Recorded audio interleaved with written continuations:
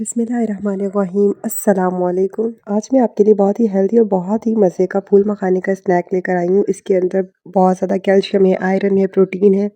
ये आपके दिल के लिए, बालों के लिए, किडनी के लिए, आपकी स्किन के लिए, ब्लड प्रेशर के लिए बहुत मुफीद है। इसको लाज़मी बनाकर आप स्टोर कर लें। इसको बनाना बहुत ही आसान है। इसके अलावा जिनको जोड़ों में दर्द रहती हो, हड्डियों में तकलीफ़ रहती हो, वो भी इसको बनाकर स्टोर कर सकते हैं। मैंने यहाँ फूल मखाने लिए हैं।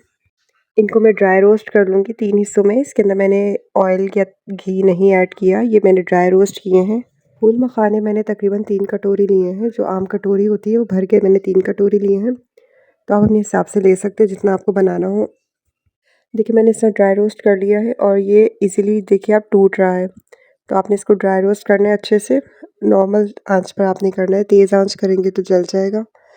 ड्राई रोस्ट करके इसको मैंने अलग से एक प्लेट में निकाल लिया है। अब मैं उसी पतीली के अंदर ये मैंने तकरीबन आधी कटोरी मैंने तिल लिए हैं, सफ़ेद तिल। इसको भी मैं हल्का सा ड्राई रोस्ट कर लूँगी ताकि इसका एक हल्का सा सुनहरा सा कलर आ जाए। देखिए बहुत ही प्यारा सा इसमें कलर आ गया है। अब मैं इसको भी निकाल लूँगी। और ये मैंने गुड़ लिया है, तकरीबन ये 1 कटोरी के बराबर गुड़ है। इसको मैं मेल्ट कर लूँगी। थोड़ा सा पानी मैंने इसके अंदर ऐड किया है। इसको मैं पिघला लूँगी, अच्छे से मिक्स करूँगी दरमियानी आंच पर। तेज़ आंच नहीं करना क्योंकि गुड़ भी जल जाता है। अब देखिए गुड़ जो है वो सारा पिघल के 1 चम्मच मैंने घी ऐड किया। घी ऐड करके थोड़ा सा मैं इसको भूनूंगी और लास्ट में इसके अंदर 2 चुटकी सिर्फ सोडा ऐड कर दूँगी। सोडा डालने के बाद इसको मैं जो है वो मिक्स कर लूँगी और फ्लेम को मैं ऑफ़ कर दूँगी। और इसके बाद जितने मैंने ड्राई रोस्ट किए हैं फूल मखाने और तिल, दोनों को इकट्ठा ऐड करके फ़ौरन से मिक्स करूँगी। वरना अगर फ़ौरन से मिक्स नहीं किया तो ये जो गुड़ है वो हार्ड होने लगेगा।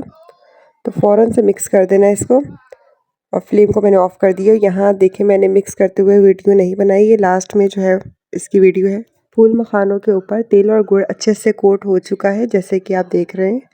और इसको बस अब ठंडा करने के बाद मैं इसे किसी कंटेनर में सेव कर लूँगी। और दिन में रोज़ाना इस तरह बना कर रख लें। दिन में रोज़ाना 3 से 4 आप इसको खा लें, बच्चों को भी खिलाएँ। बहुत ही हेल्दी, बहुत ही मज़े का ये स्नैक बनकर तैयार हुआ था। तो ये थी आज की मज़ेदार सी वीडियो।